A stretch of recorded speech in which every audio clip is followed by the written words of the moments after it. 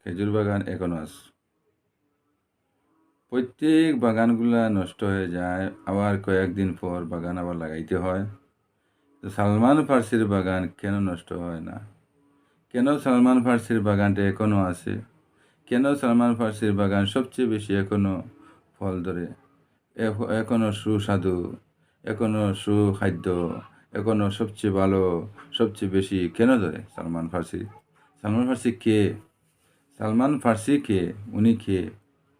সালমান ফার্সি যখন ইসলাম গ্রহণ করলেন, ইসলাম গ্রহণের আগে ইহুদি, বহুদিন ইহুদির কাছে ছিলেন, বহুদিন মূর্তি পূজার কাছে ছিলেন, বহুদিন পাদ্রির কাছে ছিলেন, বহুদিন খ্রিস্টান অবস্থায় ছিলেন, কিন্তু উনি উনি প্রকৃত ধর্ম কি সেই সন্ধান করতেছিলেন, কিন্তু পাননি। লাস্টে উনি এক পাদ্রির কাছে বললেন, প্রত্যেক পাদ্রির দোষ দেখে উনি এক জায়গা থেকে আরেক জায়গায় চলে যান, এক মন্দির থেকে আরেক মন্দিরে চলে যান, এক গির্জা থেকে আরেক গির্জায় চলে যান। এইভাবে উনি বদলতেই থাকেন, কিন্তু ওনার মন মতো ধর্ম পাননি।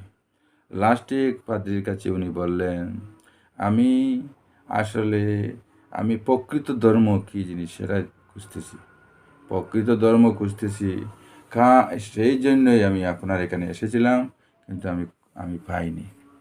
তখন উনি বললেন, এই পাদ্রী বললেন, যদি তুমি প্রকৃত ধর্ম খুঁজতে চাও, প্রকৃত মানুষকে খুঁজতে চাও, তাহলে তুমি মক্কানগরে যাও।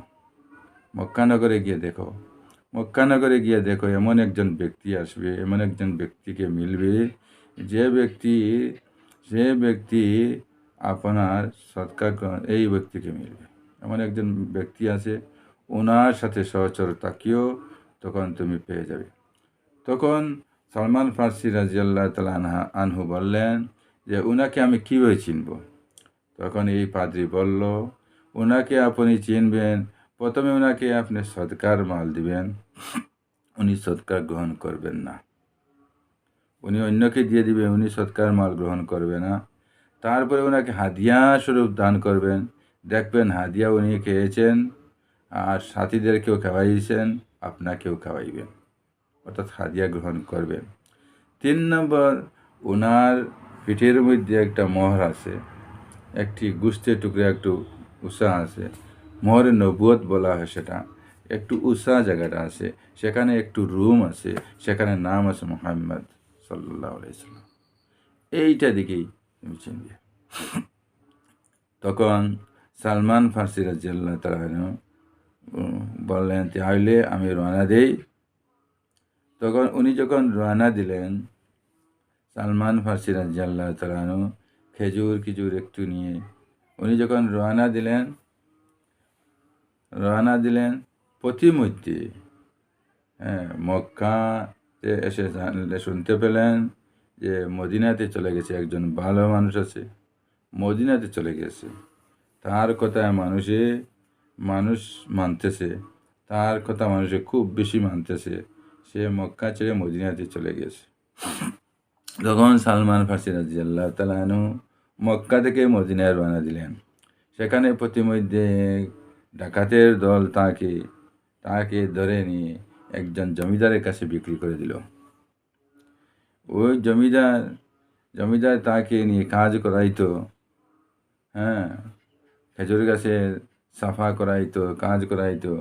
একদিন খেজুর গাছের উপরে সালমান ফার্সি রাদিয়াল্লাহু আনহু সাফা করতেছেন, তখন নিচে দিয়ে 2 জন মানুষ যাইতেছে আর বলতেছে, মক্কা থেকে যিনি মদিনায় যে মানুষটি আসলো, সে খুবই ভালো, নম্র, তার কথা মানুষে গ্রহণ করতেছে এবং সে তারিফ করতেছে, তার নাম মুহাম্মদ।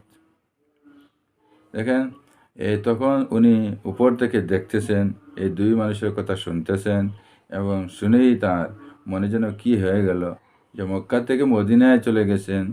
তখন পাদ্রী বলল, উনি মক্কা থেকে মদিনায় হিজরত করবেন। পাদ্রী বলল, ওনার নাম মুহাম্মদ হবে। পাদ্রী বলল, উনি সৎকার মাল গ্রহণ করবে না। পাদ্রী বলল, উনি হাদিয়ার মাল গ্রহণ করবে। পাদ্রী বলল, ওনার পিঠের মধ্যে একটি মোহরে নবুয়ত আছে, সেইখানে একটি গুস্ত টুকরা উঁচা আছে, একটু একটু রুম আছে, আর সেখানে নাম লেখা থাকবে মুহাম্মদ সাল্লাল্লাহু আলাইহি সাল্লাম। তখন এই পাদ্রীর কথা তার স্মরণে রেখে আর ওদের কথাগুলো শুনলো, শুনিয়েই তার মানে যেন কি একটা হয়ে গেল যে ওনাকে কীভাবে পাওয়া যায়, মদিনাতে কীভাবে যাওয়া যায়। তখন সালমান ফার্সি রাদিয়াল্লাহু তাআলা আনহু রাত্রে 14 বেশি মদিনায় রওনা দিয়ে মদিনার মসজিদে নববীতে গিয়ে পৌঁছিলেন এবং সেখানে গিয়ে আল্লাহ নবী সাল্লাল্লাহু আলাইহি সাল্লামের দেখলেন।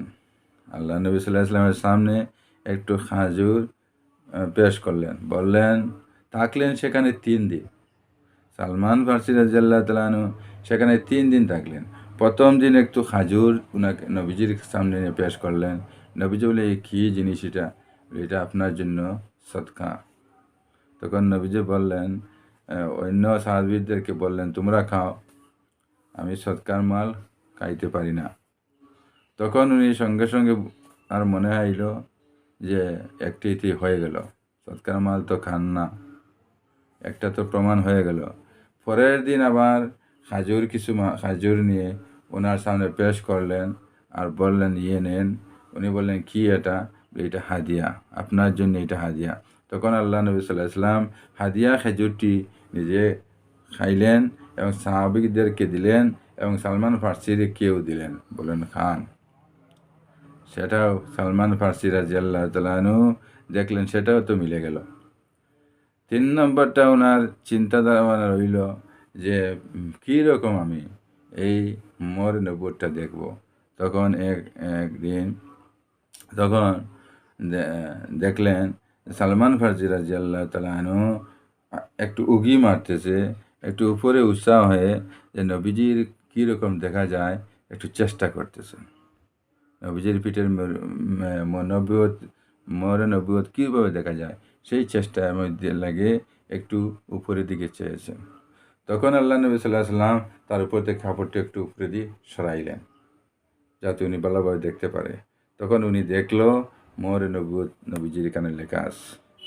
সঙ্গে সঙ্গে নবীজির উপরে আঞ্জা করে ধরল আর বলল, হ্যাঁ, মিলে গেছে। হে আল্লাহ রসুল সাল্লাল্লাহু আলাইহি সাল্লাম, আমি সবটি আমার প্রমাণ হয়ে গেছে, আমাকে মুসলমান বানান, আমাকে ঈমান কবুল করান। তখন আল্লাহ নবী সাল্লাল্লাহু আলাইহি সাল্লাম তাকে শাহাদাত পড়াইলেন এবং মুসলমান হয়ে গেলেন সালমান ফার্সি রাদিয়াল্লাহু তাআলা আনহু। এরপরে উনি সালমান ফার্সি রাদিয়াল্লাহু তাআলা বললেন, হে আল্লাহ নবী সাল্লাল্লাহু আলাইহি সাল্লাম, আমি প্রতিমধ্যে আমার একদল দুষ্যরা আমাকে বিক্রি করে দিল এক জমিদারকে। এই জমিদারের আমি বর্তমানে জমিদারের গোলাম হিসাবে আছি। সেখান থেকে যদি আমি আসার চেষ্টা করি, আমার আসতে দেওয়া হবে না। আমি রাত্রে আইয়া আপনার কাছে দেখা করেছি রাত্রে। এখন আমি কি করব? এখান থেকে আমি কিভাবে আসব? আমি তো আসতে চাইলেও আসতে পারবো না। তখন আল্লাহ নবী সাল্লাল্লাহু আলাইহি ওয়াসাল্লাম বললেন, তোমার মালিককে বলবে তোমাকে কতটা দিলে তোমাকে ছেড়ে দিবে, হ্যাঁ, আজাদ করে দিবে, সেটা তুমি বলবে। তখন হযরত আবু বকর সিদ্দিক রাদিয়াল্লাহু তাআলা বললেন, যদি উনি টাকা চায় তাহলে আমি সব টাকাই আমি দিয়ে দিব। হযরত উসমান গনি রাদিয়াল্লাহু তাআলা বললেন, যদি উনি টাকা চায় তাহলে আমি ডবল টাকা দিয়ে দিব। তখন তখন সালমান ফার্সি রাদিয়াল্লাহু তাআলা আনহু তার মালিকের কাছে গেলেন। মালিকের কাছে গিয়ে বললেন যে, আপনি আমাকে কত টাকার বিনিময়ে আপনি আমাকে আজাদ করবেন? উনি বলল, না, আমি কোনো টাকার বিনিময়ে আজাদ আপনাকে করতে পারবো না। তবে আমি আজাদ করতে পারবো যদি আপনি আমার এই একটা বাগান তৈয়ার করেছে খাজুর রোপণ করার জন্য এই মালিক, এই জমিদার। তখন বলল, সালমান ফার্সি রাদিয়াল্লাহু তাআলা আনহুকে বলল, আপনি যদি এই খাজুর বা এই বাগানে 300টা খাজুর, হ্যাঁ, লাগাইয়া দেন, তাহলে আপনাকে আমি আজাদ করে দিব। তখন উনি সালমান ফার্সি রাদিয়াল্লাহু তাআলা আনহু আল্লাহর নবী সাল্লাল্লাহু আলাইহি ওয়াসাল্লামের কাছে আসলো, আসে বলল, হে আল্লাহ রাসূল সাল্লাল্লাহু আলাইহি ওয়াসাল্লাম, সে টাকা কড়ি চায় না আজাদ করার জন্য, তার টাকা কোনো কিছু চায় না। তার শর্ত একটা দিয়েছে, সেই বাগানের মধ্যে একটি বাগান তৈয়ার করেছে। সেই বাগানে ৩০০টি গাঁথা লাগাইয়াছে। সেই ৩০০টি গাঁথার ৩০০টা খাজুর গাছ লাগাইলেও সে আমাকে আজাদ করে দিবে।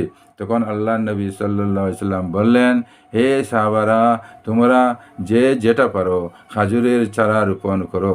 যে যেটা পারো খাজুরের চারা আমার কাছে লইয়া আসো।